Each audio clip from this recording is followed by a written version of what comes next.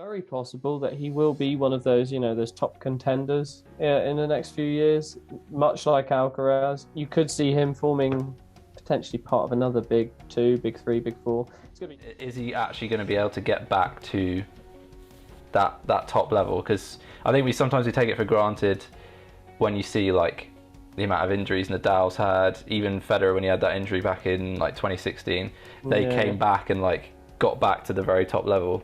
But you're even seeing with like Murray, like you can get back to that level maybe for like a few matches, and then you might have like another niggle or something, and it's so difficult to, once you've hit that form and then had an injury, to get back. Who would be your dream doubles pairing? Dream doubles pairing. You know what? I want to see Murray and Djokovic pair up. I want to see those two boys get on with it, because I reckon between them they have a very good set of tactics. Murray's serve, I think, would play very well into doubles. He's done well at doubles before. Welcome back to the Getting a Grip podcast. Sort of sunset settings again here, a late night session. Obviously the last week we've had, we talked about in the last episode the fact that the schedule never stops. Clearly, and we had a 500 event in Hamburg on the clay, and then we had another clay event in Gstaad, which is that in Sweden or is that somewhere else? I can't actually remember. I'm probably completely wrong. But anyway, Casper Ruud came out on top again, defending his title from last year. And in the Hamburg Open, we had the battle between Musetti and Alcaraz. Is it Sweden? Switzerland.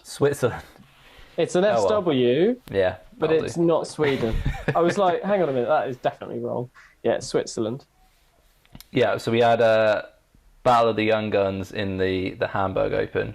Alcaraz back on his favourite surface, really, which is, of course, the clay, seeing as he did so well earlier in the season, winning in Madrid, one of the few players to beat Nadal and Djokovic in consecutive matches. And did he win another? He won on the hard, didn't he, before that? But yeah, clay is his favourite surface. So actually it was a little bit of a surprise that Musetti came out on top. I don't know how much you saw of it, but obviously Musetti seems to have taken his game up another level. Again, he is like a younger player, so it's not necessarily that he's going to continue this on. He might have another dip or whatever, but it's quite interesting to see another kind of young player coming through that may be able to challenge Alcaraz, perhaps, because we're kind of wondering with what we call the next gen, like these younger players, who's going to kind of battle it out once the big four et al have kind of eventually left tennis. So I don't know, what did you make of that? I was quite impressed with the standard of the final. Actually, it was crazy, some of the athleticism as you normally get from Alcaraz, but Musetti just like hitting some massive shots, which is kind of, Alcaraz is normally the one that hits those shots, but what did you make of it? I think Musetti is, I think he's been one of these players that when he won, sort of next gen tournaments, I think he won a next gen finals one year. I can't remember. That might be wrong with that. I feel like he did. Anyway, all I know is that he was a very promising player, and like we've had a lot of commentary in some of his matches, especially when he's made it deeper into some tournaments, this being one of them. It's very possible that he will be one of those, those top contenders in the next few years. Much like Alcaraz, you could see him forming potentially part of another big two, big three, big four. It's going to be hard for a lot of tennis fans, I think, to get over the concept, let alone the players themselves that are leaving as the big four, but the concept of, sort of a few players who are dominating. So it'd be a surprise if it was just Alcaraz in that field, as promising as he does look. So, you never know. Musetti could be one of these players. Likewise, as you say, he could have dips in form. But no, very impressive. As you said, the standard was very high. I think, that athleticism, you're going to get a lot of that from young guns. Younger players are more willing to throw their bodies around the court and try out new things.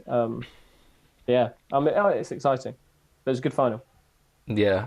I mean, the only question I was really asking myself is why are we still playing on clay? But that's a very good question. Yeah, I was looking at the clay court tournaments, and there's like different swings in different places. So you have like the South American swing earlier in the year, And then you've got the kind of the traditional kind of like European one or whatever in the lead up to the French, and then we've got this other like little one, which sort of feels kind of like filling the gap between grass and hard.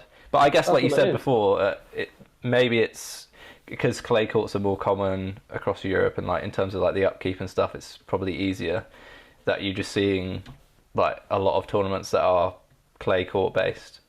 Yeah, yeah. Yeah. So I guess we just get used to it.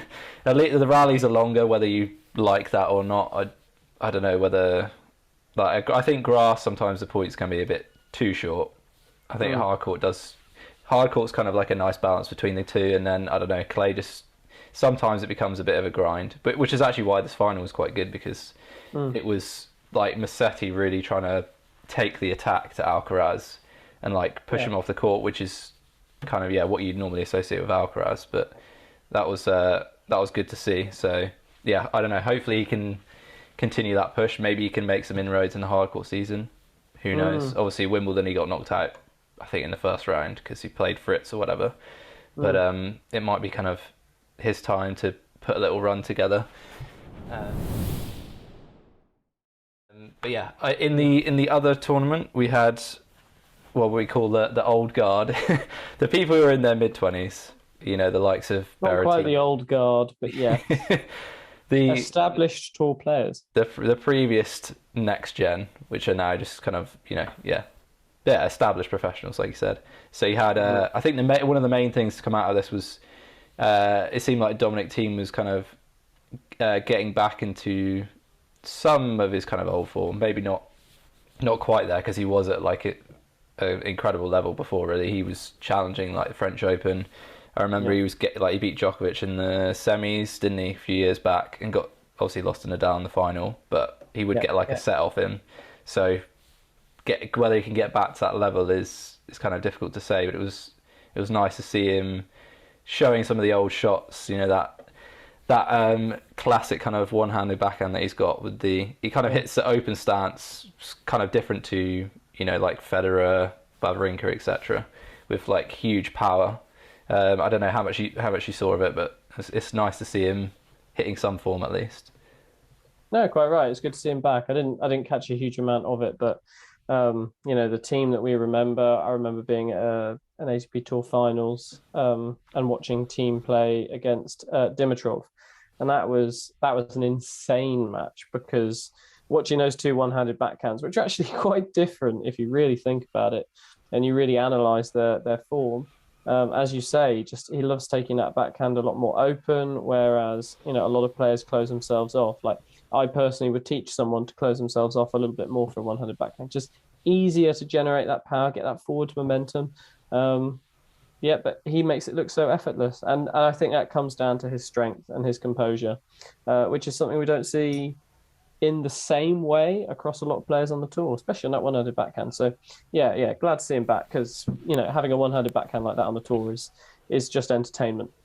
Yeah, it's crazy, because it looks like his weight is almost going back sometimes when he's hitting the shot, but he's just got like incredible, well, obviously leg power, but also like his back strength as well, to be able to, and that core strength to be able to generate that pace is incredible. Well, this is it. If you notice it biomechanically, if you slow him down, and what some people have done this on a video where they've put a line basically on him, what you'll notice is his back actually does go back.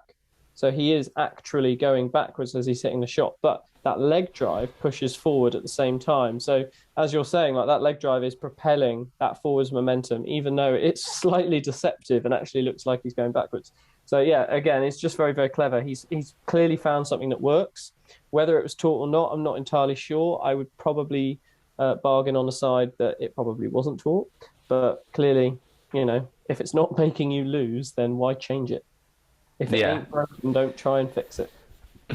I mean, I wouldn't coach it that way either. And I struggle when I try and hit that shot. I'm always like late on it. You can definitely generate power, but like to time it well is very difficult.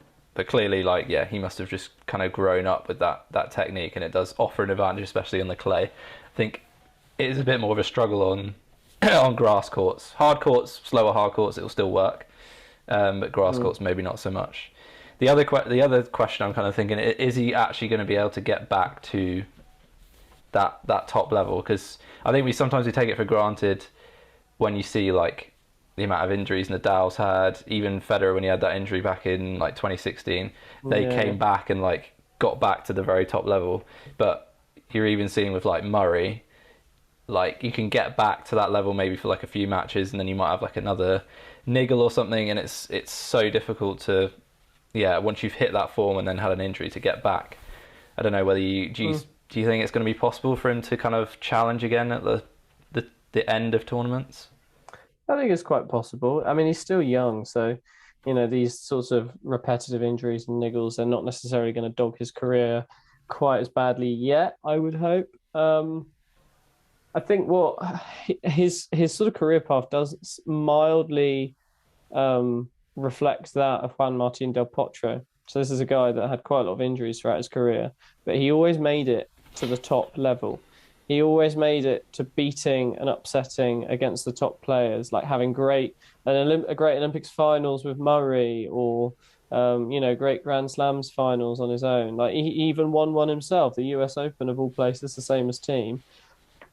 But he was never quite able to put it together for a long period of time. So maybe we're looking at a player that's similar to that. Maybe not. We don't always have to be matching players to, someone in the previous, generation, because, that's maybe a disservice to the player themselves. But so that does suggest, again, because his technique isn't the most regular, that potentially injuries could occur more frequently as a result. All as yet unknown. All yet to be seen. He's an unknown quantity, and like I say, I think he'll always be challenging in a match. You can never write him out. Yeah, I was just checking. It was a hand injury that he had, wasn't it, before? Yeah. So, well, it was mostly about that forehand that he struggled with when he came back, because when you've had like a hand or a wrist injury, you're not always going to be willing to fully go through with your hand on the forehand, so you're going to lose a little bit of that power, a little bit of that pace. It did. Like I say. He's back. It looked like, that's a good point actually, because maybe in previous tournaments it did look like he wasn't hitting it with like 100%, like full out power, and maybe now he's maybe that was just part of like the plan. Maybe it felt it wasn't back to 100%, and he's kind of now like building it up again. Well, hopefully that's the case, because then he could get back to kind of a decent level, which would be good to see. And as you said, he's got time on his side, whereas with like Stan, he had like a knee injury, and he's clearly like struggling a lot to get some momentum going, and he hasn't. He's kind of more towards the back end, although you can't. It's hard to say exactly when players are going to finish these days, but he's kind of more up against it than someone like Thiem. So it'd be interesting to see. Would be nice to see him back, because I just like seeing players that can like blast people off the court, basically, like Stan did in his peak. That was because you just don't see it that often. He's got big weapons, Thiem, and I think that's what makes him an exciting player to watch. As you say, he does sort of seem similar to Stan. Again, we're comparing him to a previous player, which is a bit of a disservice to himself. Hopefully one day some people will be sitting here and comparing someone to Thiem. But like I say, it'll be interesting to see how his journey comes on. But hey, that makes it more interesting to me. Yeah, you can have like a prime doc on it. Everyone just following the Andy Murray mold. A bit of adversity. There's some money to be made there. That's what makes it all the better. You want someone to believe that you can win, even if the stats aren't on your side. The underdog thing, it's way more exciting and way more rewarding when you win as well, or watch someone. The other big news this week, I think it was this week or last week, was that the Big Four are teaming up for, I think, the first time ever playing on the same team. Yep. And we haven't seen them together for a while anyway, so this is big news, hoping that everyone can actually be fit and ready to go for the Laver Cup in September. It's gonna be a tough ask for the rest of the world if the Big Four are like in decent shape for that. You must be excited for this. Obviously you always claim it as the Big Four, so. God, absolutely. Yeah. Watching a Big Four, the fact that they all recognise within themselves as well, like all of their social media posts, they just confirm that it is the Big Four. You've got, Murray saying that he's going to come on, that he's going to play. Djokovic is like, yeah, look at us, the big four. Everyone's posting it. Everyone's excited. And yeah, honestly, like watching the brains that they all have together, like Murray's tactical brain mixed with Federer's aggressive style, like you could literally build your perfect player. Whether they'll all be able to put that together and combined as the players they are, who knows? But, it's going to be fun to watch for sure. Who would be your dream doubles pairing? Dream doubles pairing. You know what? I want to see Murray and Djokovic pair up. I want to see those two boys get on with it because I reckon between them, they have a very good set of tactics. Murray's serve, I think, would play very well into doubles. He's done well at doubles before. He's, won queens with Feliciano Lopez and all sorts. Be very good to watch. You could say the same for any of them. I'd happily watch any of them pair up. I must admit, I think I'd find Nadal and Murray pairing up a bit weird. I'm not sure why. I don't feel like the styles match.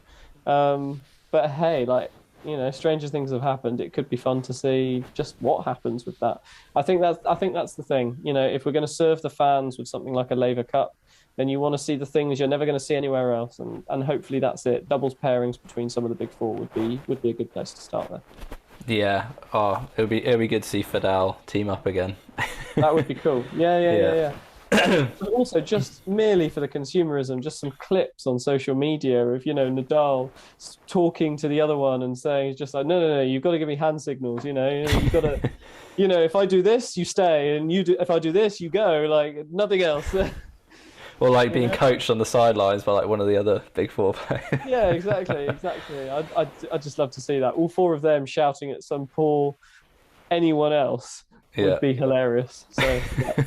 They are pretty much like the only players that could like tell each other what to do anyway. So yeah, and they totally hear each other, totally respect each other on that, I think.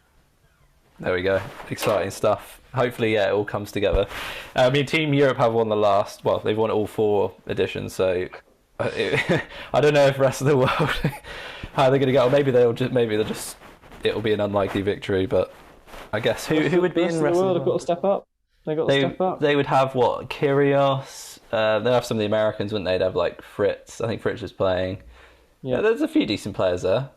Younger players, maybe. Yeah.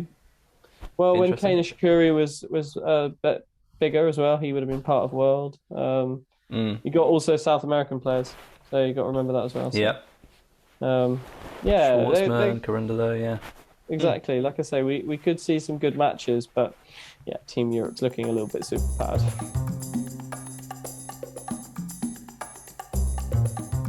Tennis Trivia is back. Merlin's time to answer some questions. Going for the 5 out of 5 again. I'm going to start off with, seeing as we've talked about clay courts. It seems like I don't really like clay courts, but I just feel like there's too many clay court tournaments, that's all. So the first question is, we are still playing on clay courts, despite obviously the next Grand Slam being at the US Open, although it is still like a month away. What I want to know is how many ATP clay court tournaments are there on the calendar this year? So your options are 14, 17, 21 or 25. Interesting.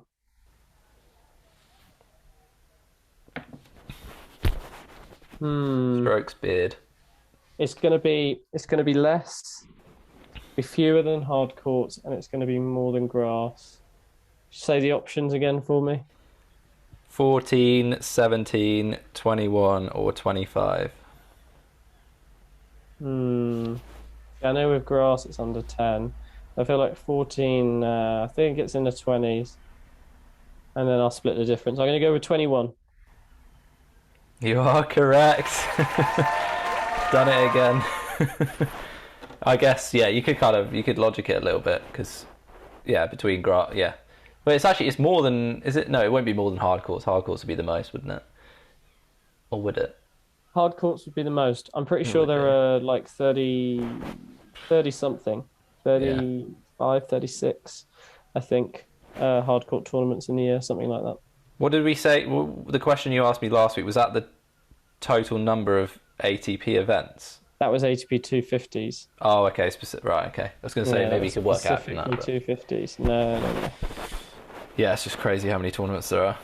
Okay, next one. So, we talked about it a little bit. So we obviously had a battle of some next-gen players in the Hamburg Open final. Musetti versus Alcaraz. Hopefully a rivalry that we'll actually see a lot more of, because I think it'd be pretty exciting to watch. But what I want to know, because obviously we know Alcaraz is 19, very young player.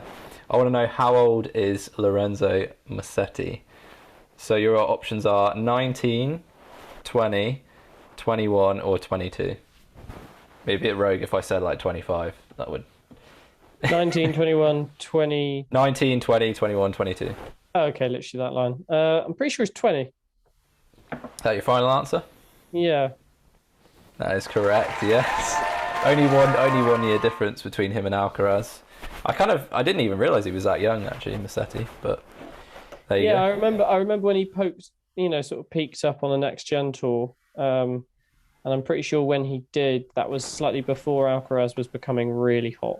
So I imagined he was a bit older, but I'm pretty sure I've heard that he was 20 as well. Yep, there you go. Okay, third question.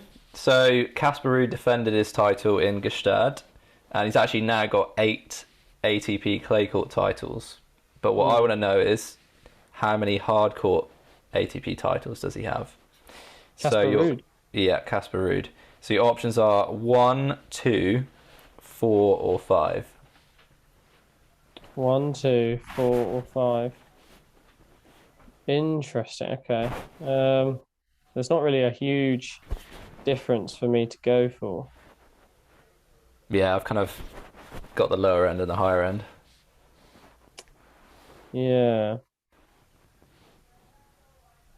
1, 2, 4 or 5.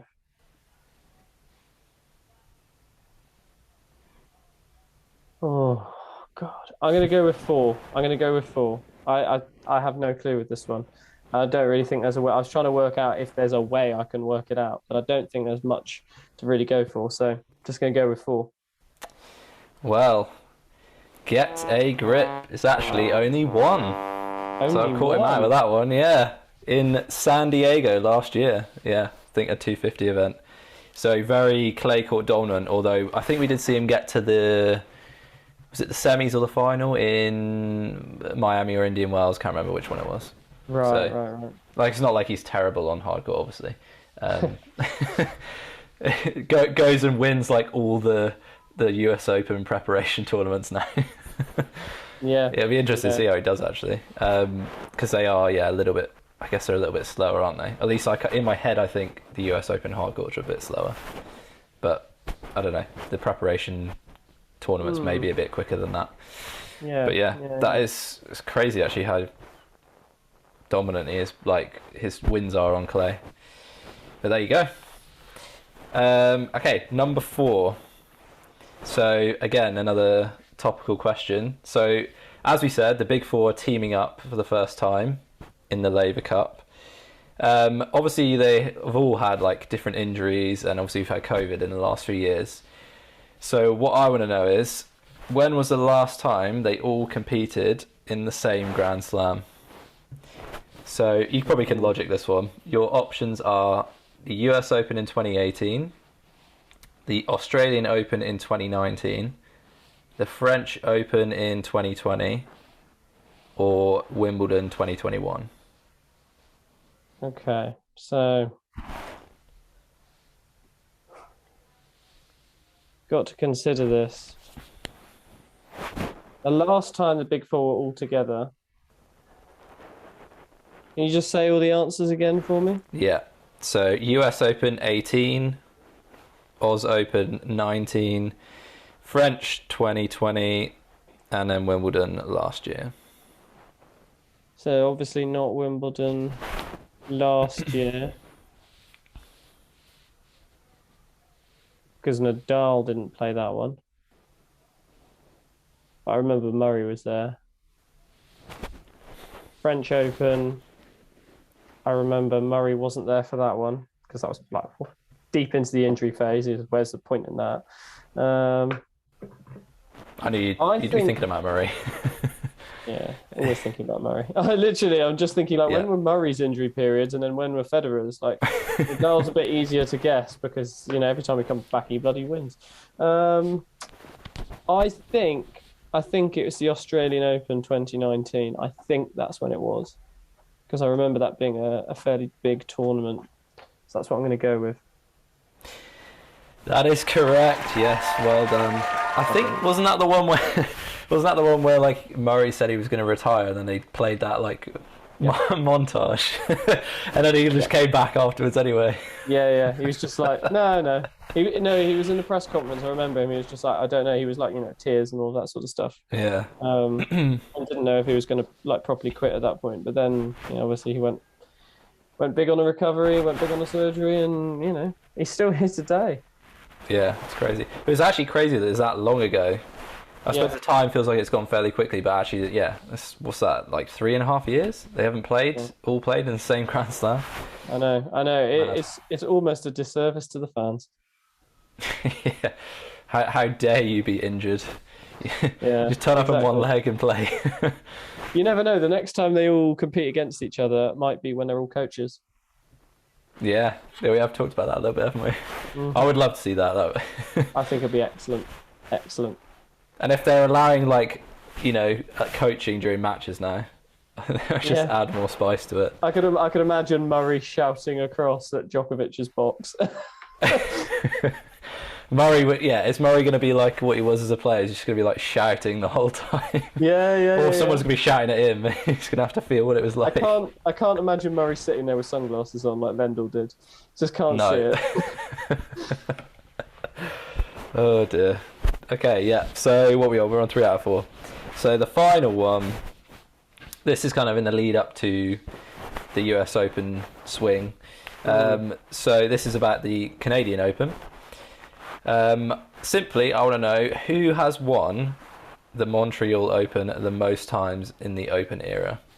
So your options are, I'll give you a couple of modern-ish players and then a couple of 80s players. So you've got Nadal, Murray, McEnroe or Lendl. It's a bit of a generation split with those ones. I actually think it's Lendl. I feel like I remember this stat because I've spent a bit of time in Canada, and I'm pretty sure I remember this stat being the case because there's the Toronto Open, there's the Montreal Open, and I'm pretty sure the Montreal Open was mostly won by Lendl. I think he's won it 6 times. So that's what I'm going to go with. You are correct. Yeah, I forgot about the Canadian thing.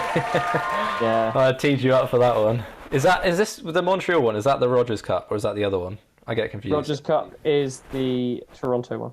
Right, okay. You're right, yeah, he did win it 6 times as well, Lendl. Do you know how many times Nadal won it? Or has won it so far? Oh, no, I don't actually. I would assume 5. Yeah, it is 5, yeah. So, if he wins it this time, then he's level, isn't he? Then he's leveled it, and this question's out of date, but yeah, there you go. Should have known that you would have clued up on that one. Been up on Canada question. Yeah. Or if you'd got it wrong, you wouldn't have mentioned that. But for all those listening that know me personally, someone is laughing out there, going, "Oh, God, he had to slip Canada in there somehow." Yeah. When's the last? You haven't been back in a while, have you? No, actually going back this October though. Oh, okay. There you go. Is there going to be any? There won't be any tennis on, will there? No, not really. Not in Canada, no. But there is baseball, and it's approaching the postseason, so. Sorry, another sport I like. Podcast. Yeah. The Blue Jays podcast. Yeah, mate. I would be on it. Yeah. Next time he'll turn up with his cap on, many different coloured Blue Jays cap. Yeah, absolutely. Yeah. When am I going to get one? When are you going to get one? I mean, you're going to Australia, so... No, yeah. I'll just stick with my Australian Open one. The only cap I have, which I don't wear anyway, so... Yeah. Whatever. There we go. 4 out of 5. It's consistency. You know, something we always bang on about with coaching and with tennis in general. Consistency is key. It is. It is very, very key, especially in tennis. I don't know how I do it with these questions because I swear there's a huge amount of guesswork going into it. Yes, there's a little bit of like sort of estimation, but yeah. The only one, yeah, you got caught out by the rude one, which you couldn't really logic that one. It's a bit rude. What? What? Rude. Yeah, I didn't hear that. Anyway, as the light fades, it's time to end the podcast. So, yeah, if you have enjoyed this, obviously give it a follow on Apple, Spotify, wherever you get your podcasts, and on YouTube. Like it, share it around, and subscribe if you haven't. And we will see you in the next one.